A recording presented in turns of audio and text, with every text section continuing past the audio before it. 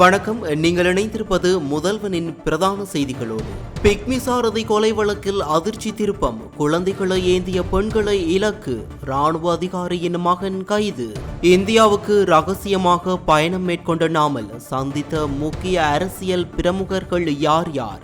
கொழும்பில் என்ன நடக்கிறது? 7 மாதங்களில் 258 தீ விபத்துகள். காரணம் தெரிந்தால் அதிர்ச்சி அடைவீர்கள்.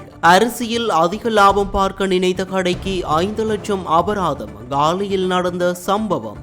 தேவேந்திர முனை பெரகரவில் காவடி நடனம் மட்டும் நீக்கம். போலீசாரின் திடீர் பரிந்துரைக்கு பின்னால் உள்ள காரணம் என்ன தெரியுமா? இலங்கையின் டெங்கு ஒழிப்பு பிரச்சனையில் நேரடியாக களமிறங்கும் அமெரிக்கா. வெளியான முக்கிய தகவல். நாளை முதல் வானிலையில் மாற்றம். பல மாவட்டங்களுக்கு எச்சரிக்கை. மக்களுக்கு விடுக்கப்பட்ட முக்கிய அறிவிப்பு. கழிவாக நினைத்தது மருந்தாக மாறும் காலமாயுது. மனித மலத்தில் இருந்து மருந்து. விஞ்ஞானிகள் கண்டுபிடித்த புதிய கண்டுபிடிப்பு. புயலுக்கு முன் அமைதியா? ஈரான் அமெரிக்கா மோதலில் புதிய திருப்பம். ஈரான் பதில் தாக்குதலை நிறுத்தியதன் பின்னணி என்ன? சீனாவை ஒழுக்கிய நவுல் புயல். 7 லட்சம் பேர் வெளியேற்றம். விமானம் முதல் ரயில் வரை அனைத்தும் நிறுத்தம். நிலவு செவ்வாய் கிரகத்திற்கு மனிதர்களை அழைத்துச் செல்லும் ராக்கெட் சோதனை வெற்றி. விண்வெளியில் எலான் மஸ்கின் புதிய சாதனை.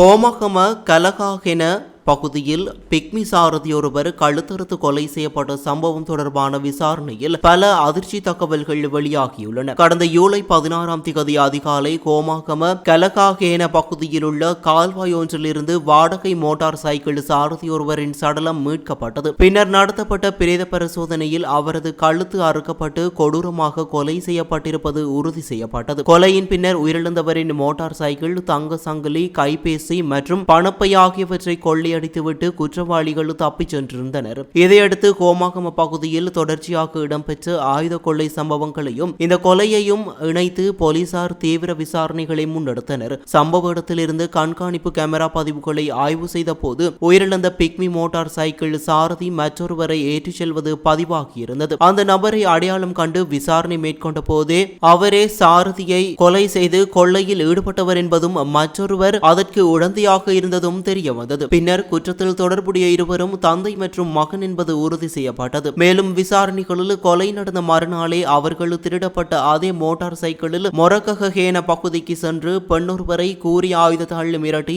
அவரது தங்க சங்கிலியை பறித்து சென்றதும், பின்னர் ஹோமகம பகுதியிலும் இதே மோட்டார் சைக்கிளை பயன்படுத்தி மேலும் ஒரு கொள்ளையில் ஈடுபட்டதும் தெரிய வந்துள்ளது. இந்நிலையில் சந்தேக நபர்களில் ஒருவரான மகன் ஹோமகம பிட்டிப்பன பகுதியில் உள்ள வீடு ஒன்றில் தங்கியிருப்பதாக கிடைத்த ரகசிய தகவலின் அடிப்படையில் போலீசார் சுற்றி வளைத்து கைது செய்துள்ளனர். அவரிடமிருந்து உள்நாட்டில் தயாரிக்கப்பட்ட கைக்குண்டு ஒன்றும் 500 மில்லிகிராம் ஹெரோயினும் கைப்பற்றப்பட்டதாக போலீசார் தெரிவித்துள்ளனர். மேலும் அவரது வீட்டில் மேற்கொள்ளப்பட்ட சோதனையில் பல கொள்ளை சம்பவங்களில் பயன்படுத்தப்பட்டதாக நம்பப்படும் பல்சர் ரக மோட்டார் சைக்கிள் மற்றும் இரத்தக்கரை படிந்த தலைக்கவசம் ஒன்றும் மீட்கப்பட்டுள்ளன. விசாரணைகளில் குழந்தைகளை கையில் வைத்திருந்த பெண்களையே அதிகமாக குறிவைத்து இவர்கள் கொள்ளையடித்ததாகவும் கைது செய்யப்பட்ட சந்தேக நபர் ஒவ்வொரு குற்றத்தின் போதும் இளநீல நிற டெனிம் சட்டை அணிந்திருந்ததாகவும் தெரிய வந்துள்ளது. அத்துடன் அவிசாவளை, கிரியுள்ள, தெகியோவிட்ட மற்றும் ஹோமகம உள்ளிட்ட பல பகுதிகளில் ஆயுதங்களை காட்டி நடத்தப்பட்ட குறைந்தது 4 கொள்ளை சம்பவங்களுடன் இருவருக்கு தொடர்பு இருப்பதாக போலீசார் தெரிவித்துள்ளனர். மேலும் வெளியாகியுள்ள தகவலின்படி கைது செய்யப்பட்ட நபரின் தந்தை பனாகொட ராணுவ முகாமின் விளையாட்டு பிரிவுக்கு பொறுப்பான ராணுவ அதிகாரியாக பணியாற்றியவர் என கூறப்படுகிறது. குற்றங்களை செய்ய செல்லும் போது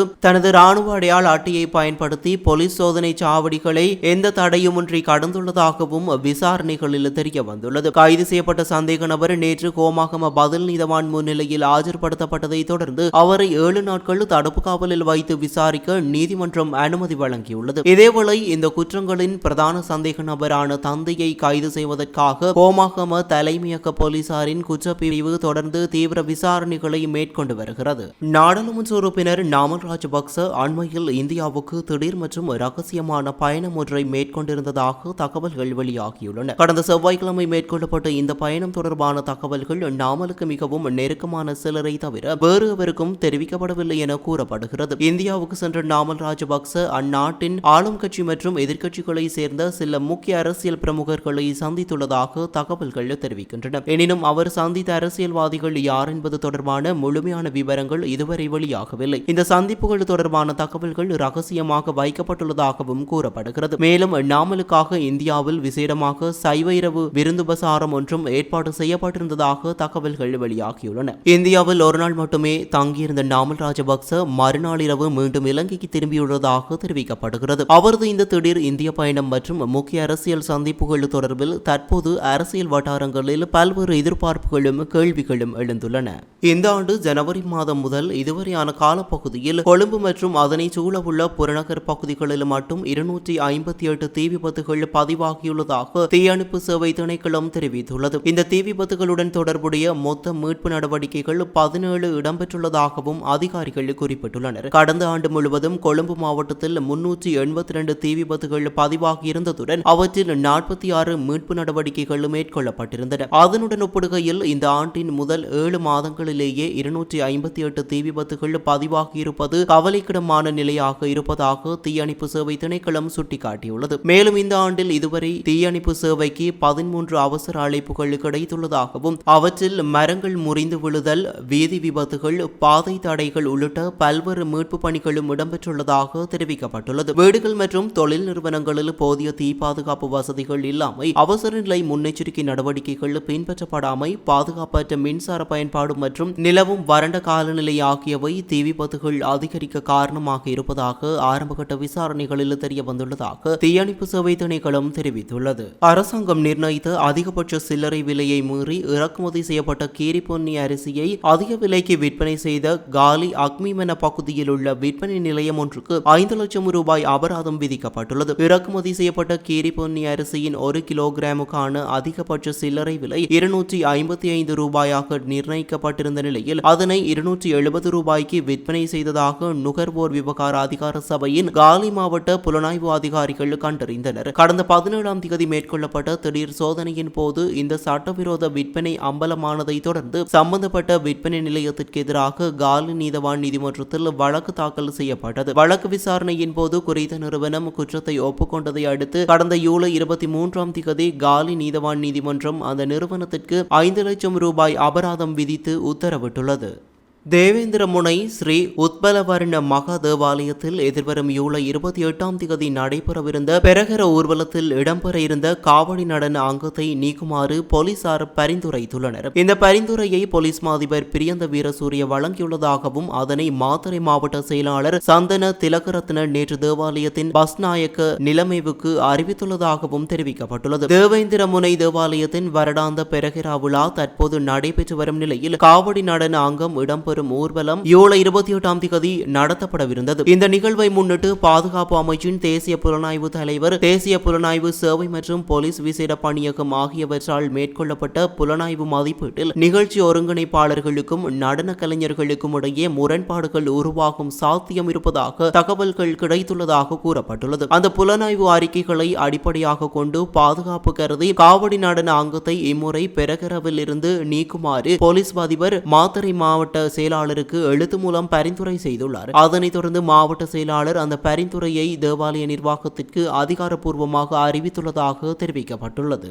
இலங்கை முழுவதும் பரவி வரும் டெங்கு நோயை கட்டுப்படுத்தும் நடவடிக்கைகளுக்கு அமெரிக்கா ஒத்துழைப்பு வழங்க முன்வந்துள்ளது. இலங்கையின் பொது சுகாதாரத்துறையை மேலும் வலுப்படுத்தும் நோக்கில் அமெரிக்கா புதிய திட்டம் ஒன்றை ஆரம்பித்துள்ளதாக தெரிவிக்கப்பட்டுள்ளது. கொழும்பில் உள்ள அமெரிக்க தூதரகம், சுகாதார அமைச்சு மற்றும் தேசிய டெங்கு கட்டுப்பாட்டு பிரிவு ஆகியன இணைந்து இந்த திட்டத்தை முன்னெடுத்து வருகின்றன. டெங்கு நோயை தடுப்பது, நோயை ஆரம்ப நிலையிலேயே கண்டறிவது மற்றும் அதற்கு விரைவாக பதிலளிக்கும் திறன்களை மேம்படுத்துவது ஆகியவை இந்த திட்டத்தின் முக்கிய நோக்கங்களாகும். இதற்காக தொழில்நுட்ப உதவிகள் மற்றும் அறிவு பகிர்வு நடவடிக்கைகள் மேற்கொள்ளப்பட உள்ளன. அமெரிக்க பாதுகாப்பு திணைக்களத்தின் வெளிநாட்டு மனிதநேய மற்றும் பேரிடர் உதவி திட்டத்தின் நிதியுதவியுடன் செயல்படுத்தப்படும் இந்த முயற்சி மூலம் நுழம்புகள் பெருகும் இடங்களை அடையாளம் கண்டு அளித்தல், பொதுமக்களுக்கான விழிப்புணர்வு நடவடிக்கைகள் மற்றும் முன்கூட்டியே கணித்து தடுப்பு நடவடிக்கைகளை மேற்கொள்ள மேற்கொள்ளும் உத்திகள் உள்ளிட்ட பல்வேறு நடவடிக்கைகளுக்கு ஆதரவு வழங்கப்பட உள்ளது. இலங்கையில் டெங்கு தொடர்ந்து சமூகங்களுக்கு பெரும் சவாலாக இருந்து வருவதாக தெரிவித்த இலங்கைக்கான அமெரிக்க தூதரக பதில் தூதுவர் ஜேன் ஹோவல் இந்த கூட்டாண்மை மூலம் உடனடி நோய் கட்டுப்பாட்டு திறன்களும்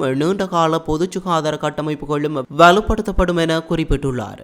நாட்டின் தென்மேற்கு பகுதிகளில் நாளை முதல் அடுத்த சில நாட்களுக்கு மழையுடனான வானிலை அதிகரிக்கக்கூடும் என வளிமண்டலவியல் திணைக்களம் தெரிவித்துள்ளது. அதன்படி மேல் சப்ரகமுவ மற்றும் வடமேல் மாகாணங்களிலும் காலி, மாத்தறை, கண்டி மற்றும் நுவரெலியா மாவட்டங்களிலும் இன்று அவ்வப்போது மழை பெய்யும் என எதிர்வு கூறப்பட்டுள்ளது. மேலும் ஊவா மாகாணம், மட்டக்களப்பு மற்றும் அம்பாறை மாவட்டங்களில் சில பகுதிகளில் பிற்பகல் 2 மணிக்கு பின்னர் மழை அல்லது இடியுடன் கூடிய மழை பெய்யக்கூடும் என அறிவிக்கப்பட்டுள்ளது. எனினும் நாட்டின் ஏனைய பகுதிகளில் பெரும்பாலும் வறண்ட வானிலை நிலவும் என வளிமண்டலவியல் திணைக்களம் குறிப்பிட்டுள்ளது. இதனிடையே மத்திய மலைநாட்டின் மேற்கு சரிவுகள், வடக்கு மற்றும் வடமத்திய மாகாணங்கள், ஹம்பாந்தோட்டை, திருகோணமலை மற்றும் புத்தளம் மாவட்டங்களில் மணித்தியாலத்திற்கு 40 முதல் 50 கிலோமீட்டர் வேகத்தில் பலத்த காற்று வீசக்கூடும் என எச்சரிக்கை விடுக்கப்பட்டுள்ளது. இடியுடன் கூடிய மழை பெய்யும் சந்தர்ப்பங்களில் திடீர் பலத்த காற்று மற்றும் மின்னல் தாக்கங்களால் ஏற்படக்கூடிய பாதிப்புகளை தவிர்க்க பொதுமக்கள் தேவையான முன்னெச்சரிக்கை நடவடிக்கைகளை மேற்கொள்ளுமாறு அறிவுறுத்தப்பட்டுள்ளது.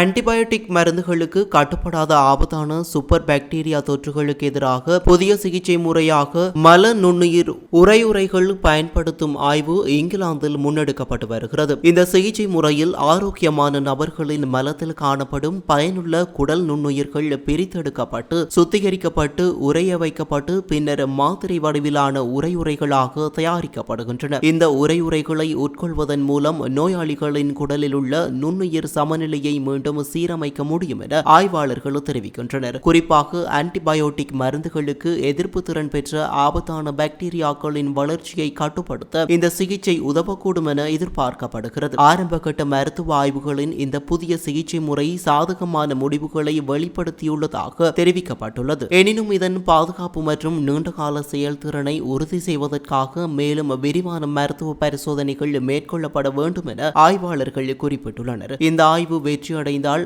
ஆன்டிபயோட்டிக் மருந்துகளுக்கு எதிர்ப்பு உருவாகும் தொற்று நோய்களுக்கு எதிரான மருத்துவ சிகிச்சையில் இது ஒரு முக்கியமான முன்னேற்றமாக அமையும் என மருத்துவ நிபுணர்கள் தெரிவித்துள்ளனர். கடந்த 2 நாட்களாக ஈரான் மீது அமெரிக்கா எந்தவிதமான தாக்குதல்களையும் மேற்கொள்ளாத நிலையில் அதற்கு எதிரான பதில் தாக்குதலையும் நிறுத்துவதாக ஈரான் அறிவித்துள்ளது. எனினும் அமெரிக்கா தனது தாக்குதல்களை நிறுத்தி வைத்திருக்கும் வரையிலேயே இந்த அமைதி தொடரும் என ஈரான் தெரிவித்துள்ளது. அதேவேளை தாக்குதல்கள் தற்காலிகமாக நிறுத்தப்பட்டுள்ளமை குறித்து நம்பிக்கையை விட சந்தேகமே அதிகமாக இருப்பதாகவும் அந்நாடு குறிப்பிட்டுள்ளது. ஈரான் மற்றும் அமெரிக்கா இடையே கடந்த மாதம் ஏற்பட்டிருந்த இடைக்கால அமைதி ஒப்பந்தம் முடிவடைந்ததை தொடர்ந்து கடந்த 13 நாட்களாக இரு நாடுகளும் மாறி மாறி தாக்குதல்களை நடத்தி வந்தன. இந்த நிலையில் இந்த வார இறுதியில் ஈரான் மீதான தாக்குதல்களை அமெரிக்கா நிறுத்தியிருந்தது. இதனையடுத்து ஈரான் தனது பதில் தாக்குதல்களை நிறுத்துவதாக அறிவித்துள்ளது. இதற்கிடையில் போரை மேலும் தீவிரப்படுத்துவது குறித்து அமெரிக்க ஜனாதிபதி டொனால்ட் ட்ரம்ப் பரிசீலித்து வந்ததாகவும், ஆனால் துணை ஜனாதிபதி ஜேடி வென்ஸ் மற்றும் கூட்டுப்படை தலைமை தலைவர் ஜெனரல் டான் கெயின் ஆகியோர் அது குறித்து கவலை தெரிவித்ததாகவும் தகவல்கள்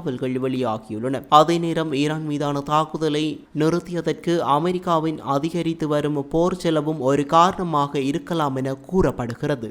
இரு நாடுகளுக்கும் இடையே தூதரக ரீதியான பேச்சுவார்த்தைகளுக்கு வாய்ப்பை ஏற்படுத்தும் நோக்கிலேயே அமெரிக்கா இந்த இடைவெளியை வழங்கியுள்ளதாக ஐநாவுக்கான அமெரிக்க தூதர் மைக் வால்ட்ஸ் தெரிவித்துள்ளார். இதற்கிடையில் ஈரான் மற்றும் ஓமான் இடையே தெஹ்ரானில் ஹோர்முஸ் ஜலசந்தி தொடர்பான பேச்சுவார்த்தைகள் கடந்த 2 நாட்களாக இடம்பெற்றதாக ஈரான் வெளியுறவு அமைச்சகம் தெரிவித்துள்ளது.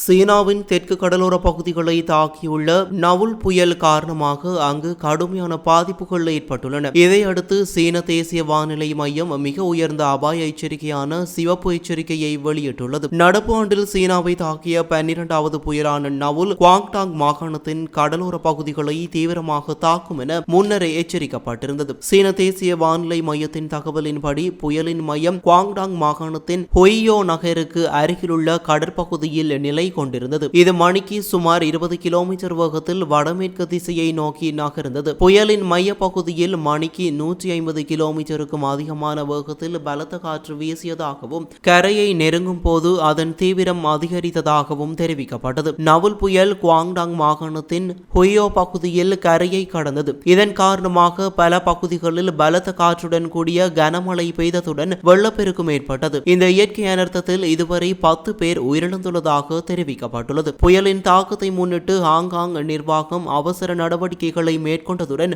410க்கும் மேற்பட்ட விமான சேவைகளும் 150க்கும் அதிகமான அதிவேக ரயில் சேவைகளும் ரத்து செய்யப்பட்டன. மேலும் பொதுமக்களின் பாதுகாப்புக்காக 28 அவசரகால நிவாரண முகாம்கள் திறக்கப்பட்டுள்ளன. குவாங்டாங் மாகாணத்தில் மட்டும் 7 லட்சத்திற்கும் மேற்பட்ட மக்கள் பாதுகாப்பான இடங்களுக்கு வெளியேற்றப்பட்டுள்ளதாக அதிகாரிகள் தெரிவித்துள்ளனர். சீனாவின் வெள்ள கட்டுப்பாடு மற்றும் வறட்சி நிவாரண தலைமையகம் குவாங்டாங் மாகாணத்திற்கான அவசர பாதுகாப்பு நிலையை லெவல் 3 ஆக உயர்த்தியுள்ளது. அதேவேளை ஜியாங்சி மற்றும் ஹூனான் மாகாணங்களுக்கு லெவல் 4 வெள்ள எச்சரிக்கை விடுக்கப்பட்டுள்ளது. நவுல் புயலின் தாக்கத்தால் Fujian, Jiangxi, Henan, Hubei, Hunan, Guangdong மற்றும் குவாங்சி உள்ளிட்ட பல மாகாணங்களில் கனமழை மற்றும் பலத்த சூறாவளி காற்று வீசக்கூடும் என எச்சரிக்கப்பட்டுள்ளது. பாதிக்கப்பட்ட பகுதிகளை ஆய்வு செய்யவும் மீட்பு மற்றும் நிவாரண நடவடிக்கைகளுக்கு உதவவும் சிறப்பு குழுக்கள் அனுப்பப்பட்டுள்ளதாகவும் தெரிவிக்கப்பட்டுள்ளது. நிலவு மற்றும் செவ்வாய் கிரகத்திற்கு மனிதர்களை அனுப்பும் இலக்குடன் அமெரிக்காவின்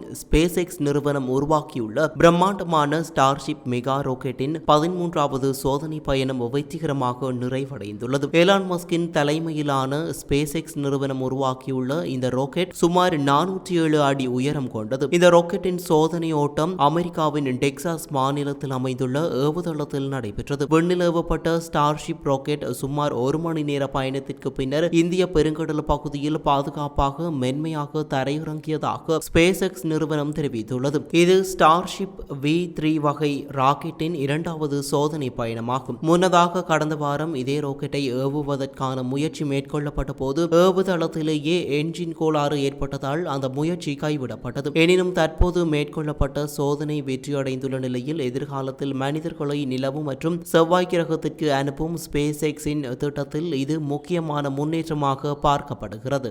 இத்துடன் முதல்வனின் பிரதான செய்திகள் நிறைவு பெறுகின்றன. தொடர்ந்து முதல்வனின் செய்திகளோடு இணைந்திருங்கள். நன்றி, வணக்கம்.